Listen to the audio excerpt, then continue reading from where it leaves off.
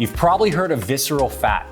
It's the deep fat that wraps around your vital organs in your abdominal cavity and is extremely damaging for your health. And in this video, I'm gonna share with you 6 research-proven strategies to reduce visceral fat. And I'm gonna share with you the science of visceral fat so you understand how it develops, what makes it unique, and how we can target it. And this video is particularly important because here in the United States today, around 70% of adults are overweight. And most of those adults have abdominal obesity, meaning they have visceral fat. And this is one of the main reasons why we have an explosion of chronic disease, because visceral fat is linked to insulin resistance, heart disease, diabetes, and even certain cancers. So we need to get rid of the visceral fat. And to do that, we need to understand it.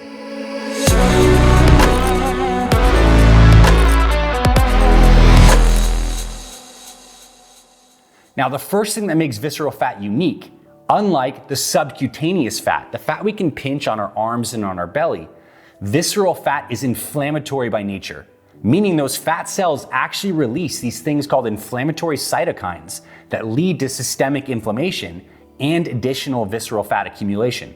And this is the tie between visceral fat and chronic disease. And these inflammatory cytokines being released are around all of your vital organs, your intestines, your liver, your pancreas. It's very damaging. The second aspect is visceral fat actually gets less blood flow than subcutaneous fat, which means it's actually harder to lose from exercise. When we exercise, we increase metabolic demand. Blood goes to our tissues and liberates fat from those fat cells to be burned off. Because visceral fat gets less blood flow, it's harder to lose. But there are certain kinds of exercise that are research proven to target visceral fat that I'm gonna share with you in a few minutes. The third aspect is visceral fat actually has greater receptors for stress hormones like cortisol and adrenaline. And I think this is an inborn survival mechanism. When our ancestors were very stressed, they wanted to store this kind of deep fat. But the problem is today we have calorie excess and highly stressful lives without the activity that ancient ancestors may have had. So now we get this visceral fat accumulation that really robs our health. And finally, visceral fat is highly correlated with disease. So if you want to live a long and healthy life, we need to target visceral fat. And what people don't realize is just because you're at a pretty good weight and you're not overly obese, you can still have high levels of visceral fat. In fact, I was at a business mastermind group and I met a young man in his 30s who was lean, skinny by some measures, but got a DEXA scan, which is a scan that scans your whole body for your body composition, and had high amounts of visceral fat. He was sedentary, he was working a lot, he was very stressed. So just because you're not overweight doesn't mean you don't have these issues at the core. Now, the cool thing is that addressing visceral fat is generally going to be the healthy lifestyle stuff that you may lead to expect, but there are some specific nuances and very practical tips I'm going to share with you.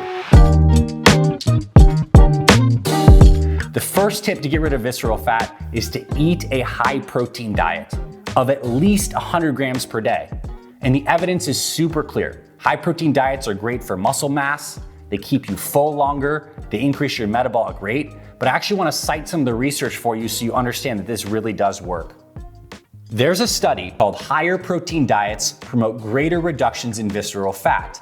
And what they found is when people consumed 1.5 grams of protein per kilogram, or around 0.7 grams per pound of body weight, that they lost more visceral fat than following lower protein diets. Practically speaking, if you were a 200-pound person, that's around 140 grams of protein per day.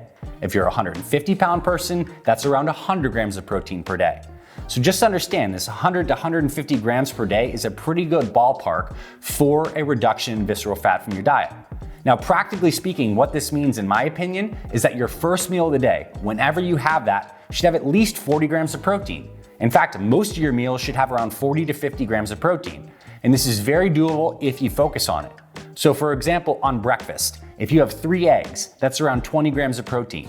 If you throw 3 to 4 ounces of any kind of animal containing protein like turkey or something like that, that's another 30 grams of protein. That's 50 right there. Or maybe your first meal is some kind of protein smoothie. You throw a scoop and a half of some kind of protein powder, some hemp seeds, chia seeds, a little almond milk, some cacao powder, all the things that we talk about inside our programs. That'll be around 40 grams of protein. You do that 2 more times per day, you've hit your protein target. Very, very essential. Now, tip number 2 to reduce visceral fat is to do some time restrictive eating. This is often referred to as intermittent fasting.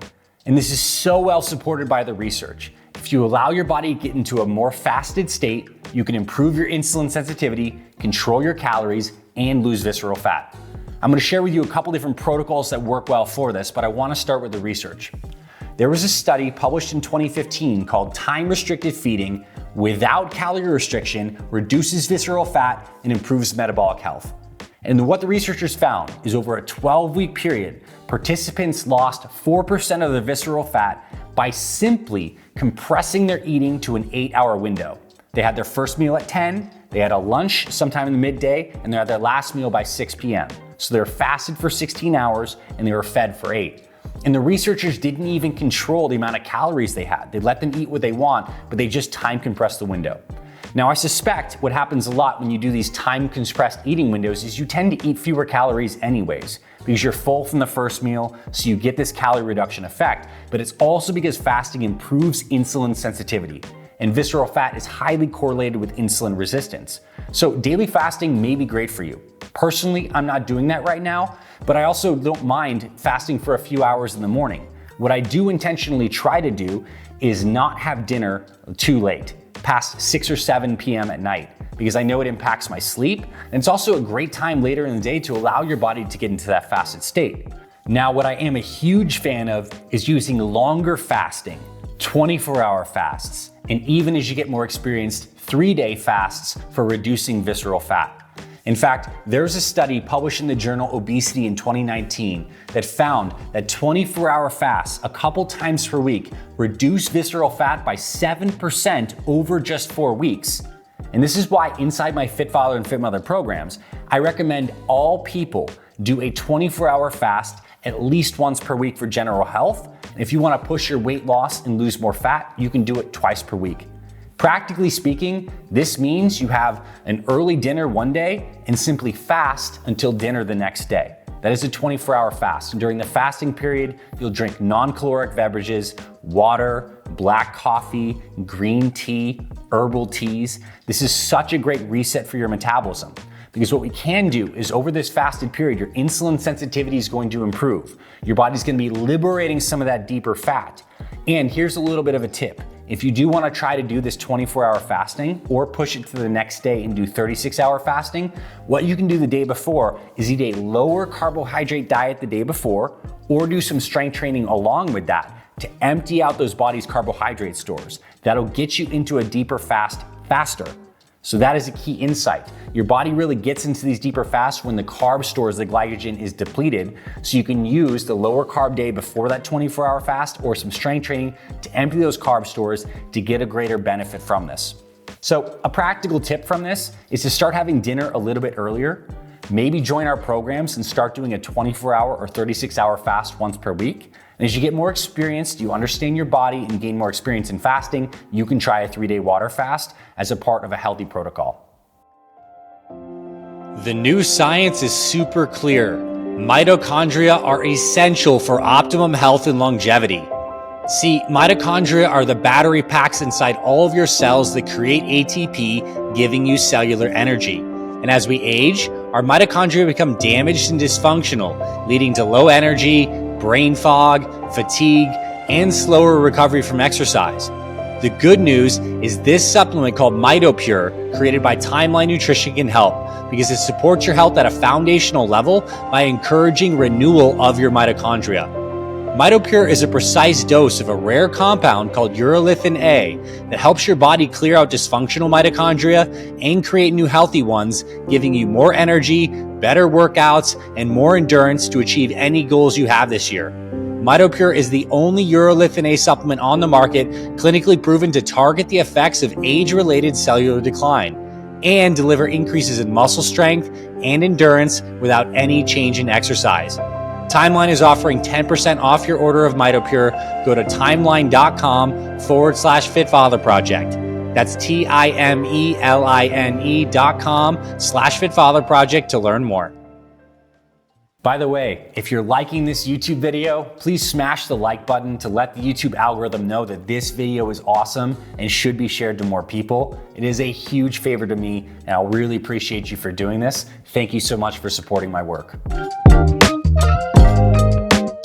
Now, tip number 3 for reducing visceral fat is to do some high intensity interval training at least twice per week. HIIT training, as you're probably familiar, is a form of cardio exercise where you do a burst interval of high effort, like 20 seconds of sprinting or doing squats, doing something very vigorous, buffered with a longer interval, maybe 1 minute or so, of lower intensity recovery exercise. So if you're at a point in your life right now where you want to lose visceral fat, you want to get rid of abdominal obesity, HIIT training should be what you prefer, along with strength training, as I'll talk about in a little bit, for reducing visceral fat. And here's the exact protocol that the researchers used in that study. They did a 20-minute HIIT workout 3 times per week. They did intervals of 30 seconds of maximum all-out effort, followed by a 1-minute period where they're resting and going really low intensity. So you go 30 seconds burst, 1 minute recover. You do that for 15 to 20 minutes. That's enough to start to stimulate the metabolism and to release those visceral fat stores. In my Fit Father and Fit Mother programs, that's why we incorporate HIIT training 2 times per week with strength training as well, so that you're building the muscle and improving your metabolism and targeting the visceral fat. And all the workouts and the programming we create is for busy parents over 40, meaning the workouts are safe, joint friendly, and time efficient. And the cool thing, with a properly designed exercise plan, training 3 times per week, the workouts can take 20 to 30 minutes a pop. So you're exercising under 90 minutes per week and dramatically improving your health. Of course, if you end up falling in love with exercise like me, you could do it more frequently, even train every single day. That'll improve your health even faster. But the point is, a couple of these pulses of the right workouts can totally improve your visceral fat. On to the next tip. Tip number 4 is you need to understand the connection between your gut and digestive health and visceral fat. This is so important. Today, in our modern lifestyle, it's not just that we have all these ultra-processed foods, higher sugar, it's that these foods, especially the artificial foods, the preservatives, the artificial sweeteners, they uniquely damage our gut microbiome.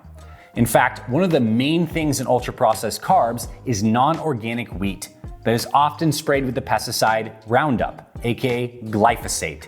And glyphosate causes dysbiosis in your gut microbiome. It kills your good gut bacteria, the probiotics, leads to an increase of the bad gut bacteria that create inflammation. Artificial sweeteners do the exact same thing. This is found in all of these fake processed foods these days. Aspartame, sucralose, it causes dysbiosis. And what happens is when you have a dysbiotic gut microbiome, it leads to inflammation in your gut lining, which allows certain byproducts from those bacteria called lipopolysaccharides, as well as proteins from the foods you're eating to leak into the bloodstream, and your immune system reacts and creates systemic inflammation. This is really important because visceral fat is linked to insulin resistance and systemic inflammation. And there's research showing that if you improve your gut microbiome, you can support losing visceral fat. Here's the study. This was a study published in Nature that found that artificial sweeteners altered the gut microbiome and led to a 30% increase in markers of glucose intolerance within 1 week.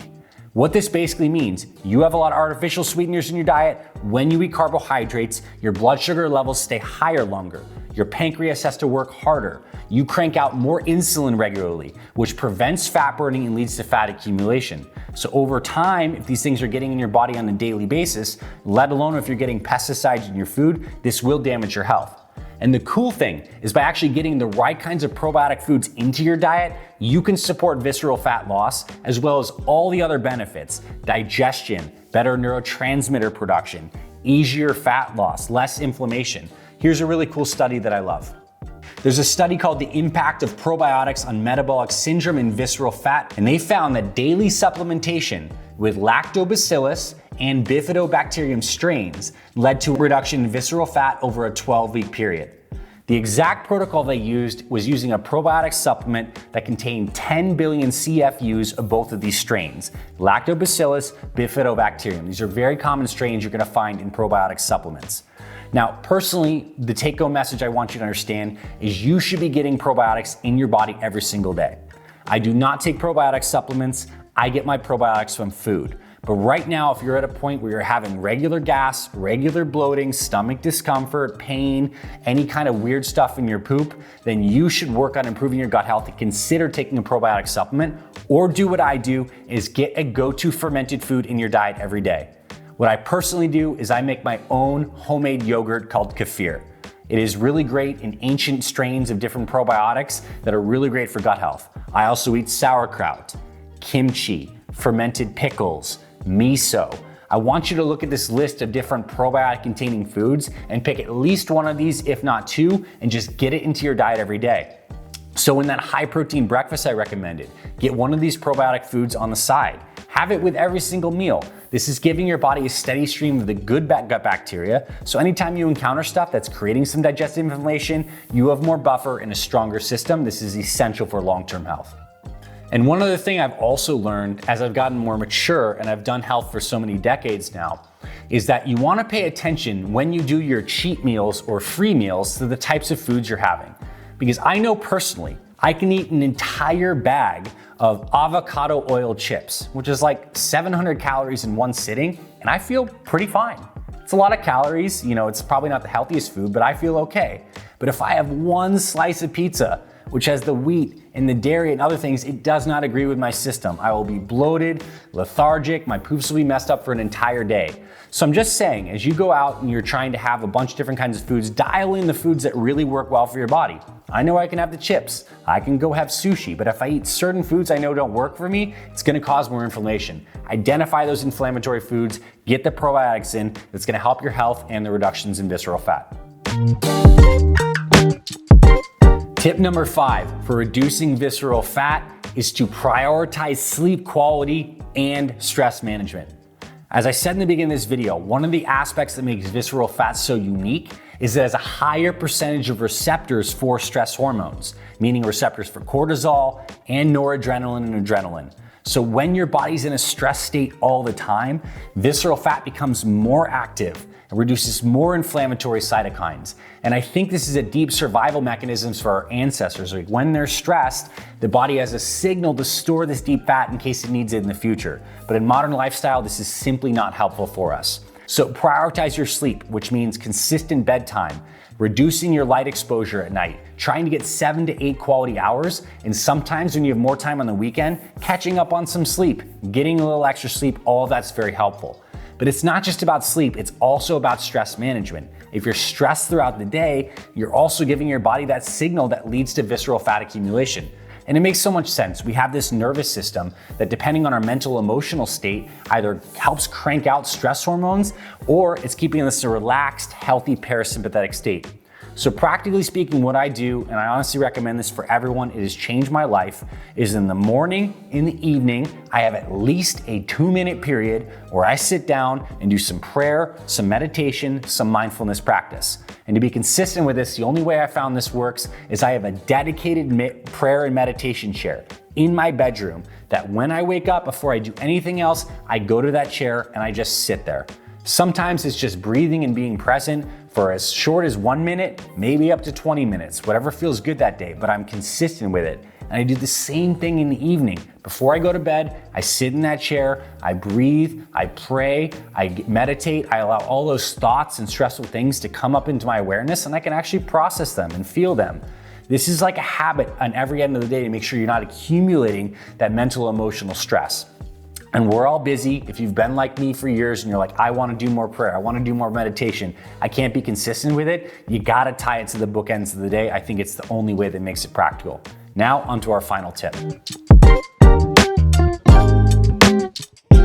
Tip number 6, our final tip for reducing visceral fat, is to incorporate cold exposure into your life. And I'm not just talking about the trendy cold plunges. Yes, I'm a believer in that, but the research I'm going to show you and doesn't involve any kind of cold water and still shows benefits. And here's the basic concept, is our body has visceral fat, we have subcutaneous fat that we can pinch, but we also have a special kind of fat called brown fat, also known as brown adipose tissue. This is a kind of fat that's very rich in mitochondria, which actually gives it a brown or reddish kind of color. And it helps us actually increase our core temperature. So anytime we're exposed to colder temperatures, the brown fat gets more activated, which increases our metabolic rate, creates heat from the food that we're eating. It actually burns it and creates more heat. And this is also helpful for your metabolism. And here's the cool thing, you can get this benefit without even cold plunging. Practically speaking, what I would recommend you do for getting this into your life is to start sleeping in a colder room. So either get a lighter comforter. I don't even sleep with a bed sheet anymore. I have just this weighted blanket that's very porous, so I know I'm in a colder temperature at night. Or maybe you can turn on your air conditioning. Or if the weather is appropriate, you can crack a window and get it colder at night.